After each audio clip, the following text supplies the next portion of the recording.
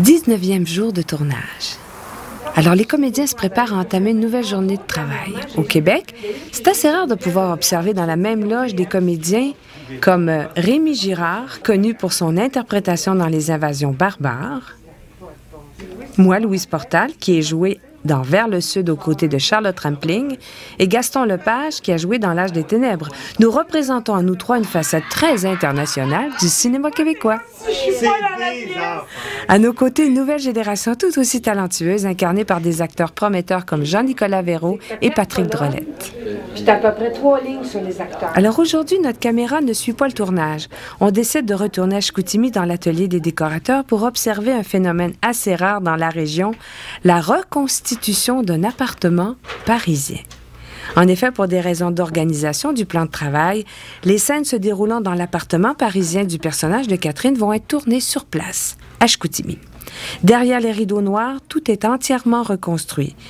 Et on voit Valérie Leguay, la décoratrice, qui est là pour coordonner les travaux et s'assurer des détails. Éloigne-le une toute petite affaire de la moulure, s'il te plaît.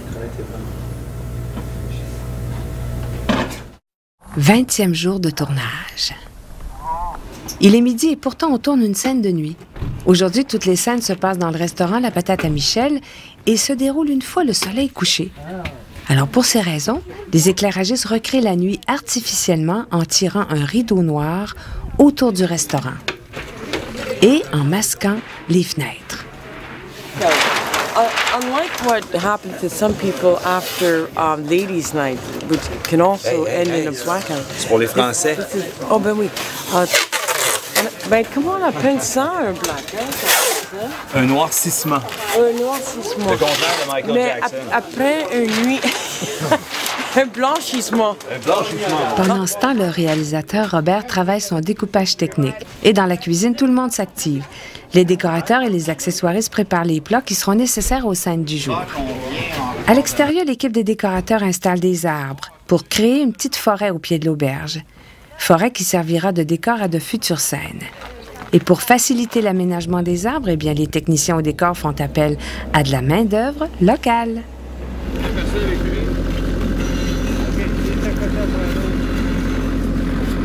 Dans les loges, les comédiens se préparent.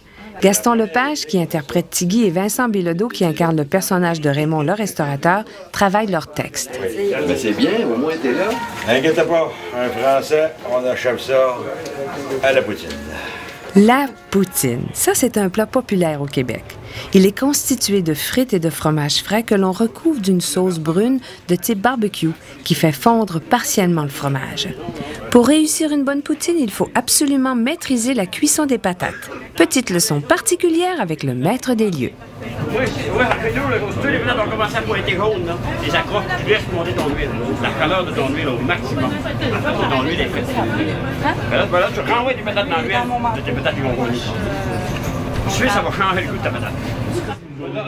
Pierre Mignot, le directeur photo, relève une fois de plus le défi et trouve à placer sa caméra dans un espace extrêmement restreint.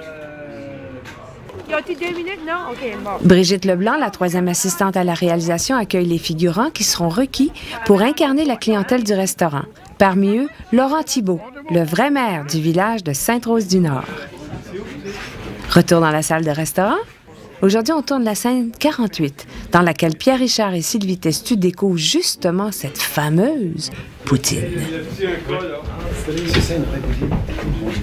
Après une première répétition, on tourne. Et heureusement, comme c'est du cinéma, l'entrée en scène de Gaston Lepage permet à Pierre d'échapper à la torture gastronomique. Oh, Monsieur Tigui! Je vous ai pas oublié.